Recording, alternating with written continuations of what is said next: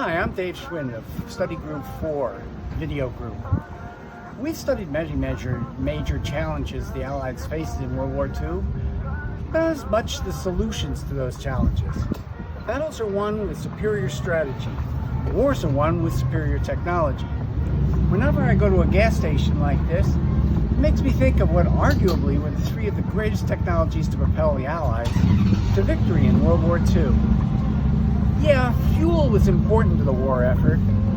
As you can tell with Rommel, he'll tell you that it was very important. But the technologies that we'll be discussing are not about fuel.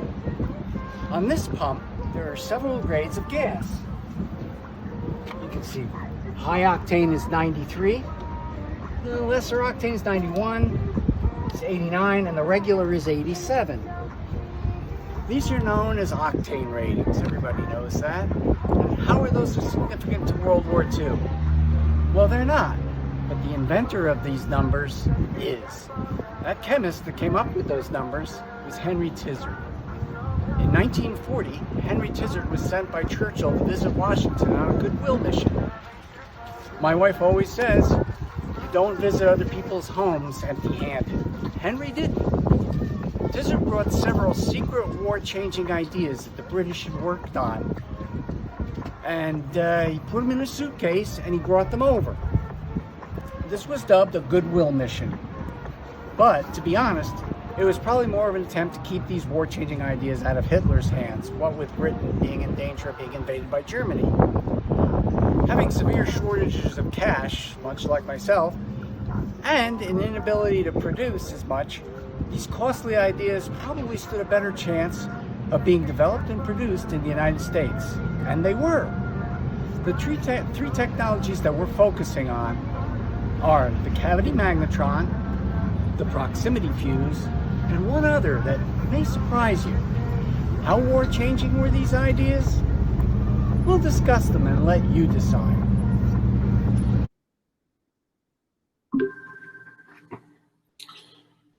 Hi there. In this short video here, we're going to talk about the importance of the cavity magnetron, technological development that helped the Allies turn the tide and win the war in World War II and still has an impact on our lives in the modern world. You know, in war, it's always a big advantage if you can spot the enemy before he can see you. And the cavity magnetron was created with that purpose in mind.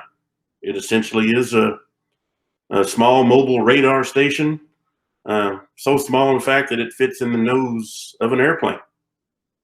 So in essence, the airplane flies along in the air and it sends out these microwave signals out in front of the plane. And these signals, if they hit anything, like say other planes or ships, or even the conning towers of German U-boats, these signals then reflect back to the plane, and it can spot these things from miles away and swoop in for the attack.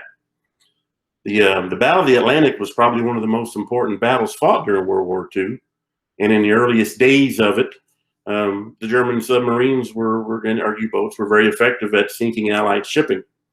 By the end of the war, with more technological advances, including this new type of radar, the cavity magnetron, basically the German U-boats had nowhere left to hide, and the Allies were able to win the Battle of the Atlantic and go on and win the Second World War. You may wonder, why am I standing here talking to you about this in my kitchen? And the reasons are pretty simple. That cavity magnetron that powered that radar that helped the Allies achieve victory in World War II is the same cavity magnetron that helps power this microwave oven right here. So in World War II, the cavity magnetron helped sink German submarines and U-boats and win the war. And in today's modern world, it heats up our food, right? So we won World War II as a result of technological advances like the cavity magnetron. And today it gives us microwave popcorn. And so that's how technology continues to impact the world today. Thank you.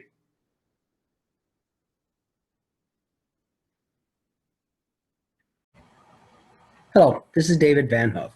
Prior to World War I, during most of that conflict, detonation of any type of flak, artillery round, bomb, torpedo, depth charge was initiated by either impact or a timing fuse.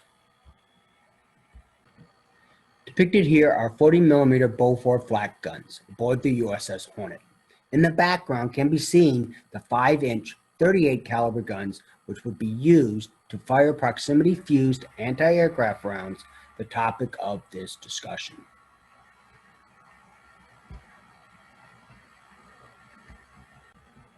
Now, it all started when the British scientists, seeking better ways to defend their cities against Nazi bombings during the Battle of Britain, experimented and developed rough prototypes for a proximity fuse. That is a round that does not require actual contact with the target, but rather detonates when in the vicinity. The results of their efforts were provided to the United States in Tizard's briefcase, as previously discussed. As a result of that meeting in 1940, the National Defense Research Committee asked the Carnegie Institution and Johns Hopkins University, and more specifically Dr. James Van Allen, discoverer of the Van Allen radiation belt, to continue the British research involving the ability for projectile to emit radio waves, and by measuring the time it takes for those waves to bounce back, detonate itself when in proximity of an aircraft. The challenge, however, was twofold. Firstly, he needed to shrink down a radio transmitter receiver, and most specifically, the vacuum tubes, until they were small enough to fit in the size allotted for a fuse. Now, Dr. Van Allen, having worked with a company that made vacuum tubes small enough to fit inside hearing aids, managed to solve the size problem. However, the second challenge was in developing a glass vacuum tube with a tungsten filament that could survive the initial shock of the firing. Overcoming these problems, in 1942, Dr. Van Allen received a patent for his shock-proof vacuum tube, much similar to the one depicted here. Now, the proximity fuse's combat debut came at Guadalcanal when the USS Helena, a cruiser, one of the first 3 ships to receive it, fired on a dive bomber heading for its task force. The Helena fired 2 rounds, resulting in the fuse's first victim bursting into flames and plunging into the ocean. From then on, Navy fighting vessels loaded with the advanced shells had a greater survival rate against the enemy's aerial assaults. The proximity fuse was credited with 50% of the enemy kills, even though only 25% of the ammo issued had such fuses. That meant the proximity fuse outperformed traditional rounds 3-1. Now, this accomplishment came at a critical point as the Japanese started to employ desperate kamikaze attacks to turn the tide of the Pacific War.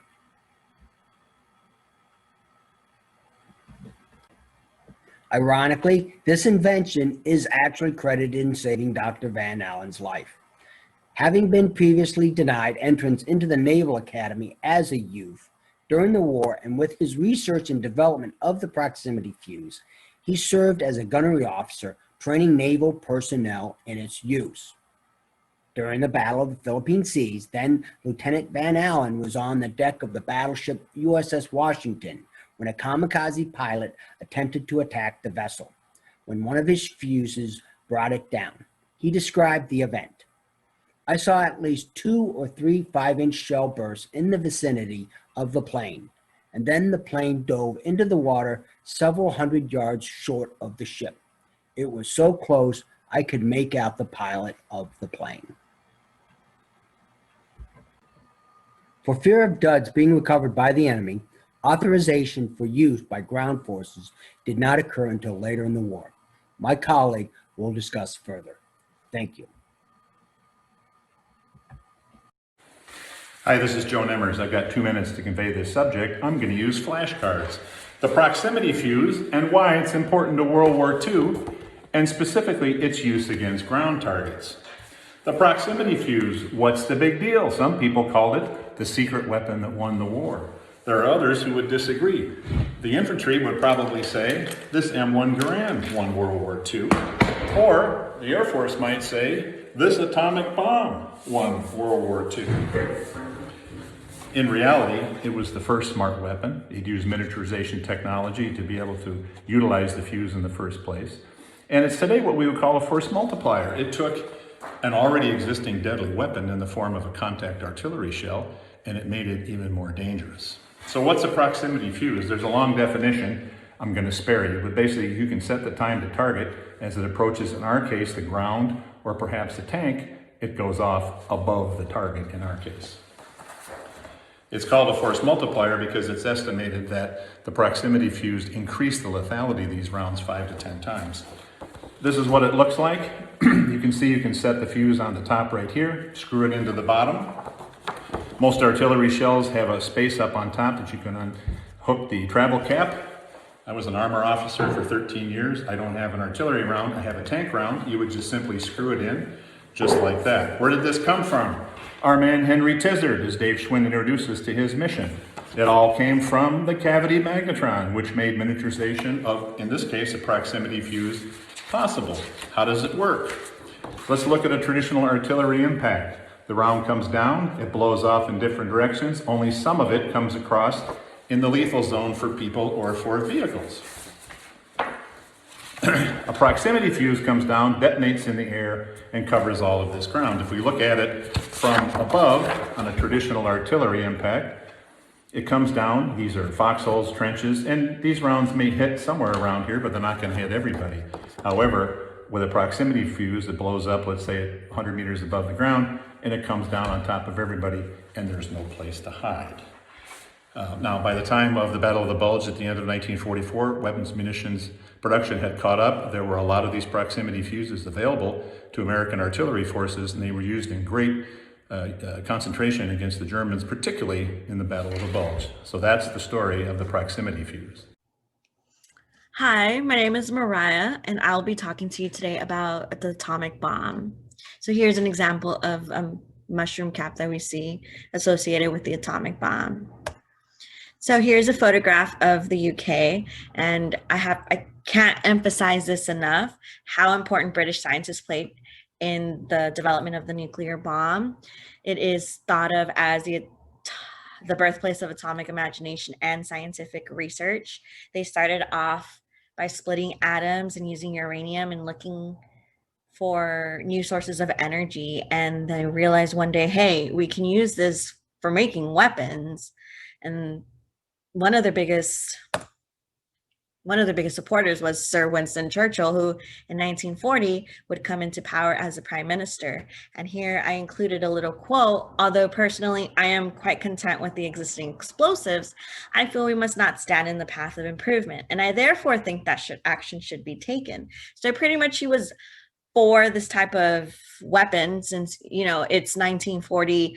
Britain is desperate. France has fallen to Nazi Germany, and the Soviets are on the Eastern Front trying to fight for their own lives. So this was seen as a type of hallelujah. And one of the first things that Churchill did coming into power was the creation of the Maud Committee, who in 1941 would create the Maud Report, which pretty much was a conclusion that, we can make bombs by splitting atoms and using uranium and whatnot. But we can't do this by ourselves. We don't have the resources. We don't have the money. I mean, we're broke. Who are we going to ask? Well, Churchill asked his BFF, Mr. FDR. They had the cutest bromance, by the way. He asked them, hey, you want to get into this endeavor with us and try to bring down Hitler? And at this point, the US was not involved in the war yet. And so the US was very hesitant and said, no, not really. I don't know. Well, it wasn't until after they were attacked by Japan and saw themselves in both the European and Pacific theater of war that they're like, all right, cool, we'll be your ally with this. So in 1943, the Quebec Agreement is signed, and that basically means a full and effective collaboration between Britain and the US.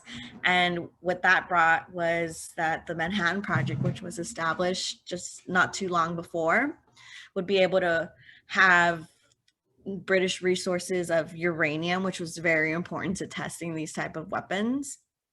Also, they were able to establish a research center in Montreal and ensure the participation of British scientists, which were kind of the forefathers of this like groundbreaking new scientific arena. Here is also a photograph of uranium, which I don't know if many people know. It looks kind of green. It's kind of really bright and weird. And then here is a prototype of what a bomb would look like. And every time I see this, I associate it with the Manhattan Project, which would pretty much leave the British in the dust, and there wouldn't be as much cooperation and collaboration going on. And Britain wasn't mad about it. They weren't trying to like be like, hey, like we had a deal, because they had their own thing going on, and they decided like, we're so close to mainland Europe, we don't really need this type of weapon. We can just use regular bombs and drop them on cities and be okay. So they weren't too mad about that. And then the next couple slides are just an example of the effects of these type of bombs and how they're reacting, which is pretty insane. Just a couple photographs. And then the aftermath, as we see here in this photograph, and as we can see with the after photographs and the testimonies of individuals at Nagasaki and Hiroshima. Also, it is pretty important to say that the British knew from the get-go. Many British scientists, such as Wallace Ackers, who was a director of the Tube Alloys Project, which was another project that the British were working on, and Michael Perrin, who was his Secretary General of that project, they both noted that, and this is a quote, the US would completely outstrip us in ideas, research, and application of nuclear energy. And that then, quite rightly, they will see no reason for our butting in. So it's kind of a precursor of how, although they developed these, atom splitting and then the uranium usage, and use the idea of using all these items to create a weapon of mass destruction, sort of say, instead of for energy reasons, how they're not given the credit. And, we should give credit where credit is due, but the US took these type of technologies and used them to make themselves the hegemonic power of the Cold War world after World War II. So yeah, that's it. Thank you.